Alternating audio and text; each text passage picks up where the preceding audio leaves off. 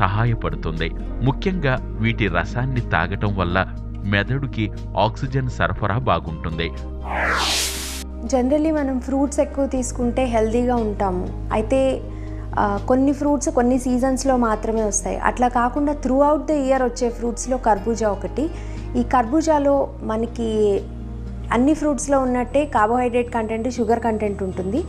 దాంతో కొంతవరకు ఆ స్వీట్నెస్ అనేది ఉండటం మూలాన డిజర్ట్స్ లేకపోతే స్వీట్గా ఉన్నాయి తినాలి అనే క్రేవింగ్ వచ్చినప్పుడు ఇది ఫ్రూట్ ఈ క్యాంటలూప్ ఆర్ కర్బూజాని సబ్స్టిట్యూట్ చేసుకోవచ్చు.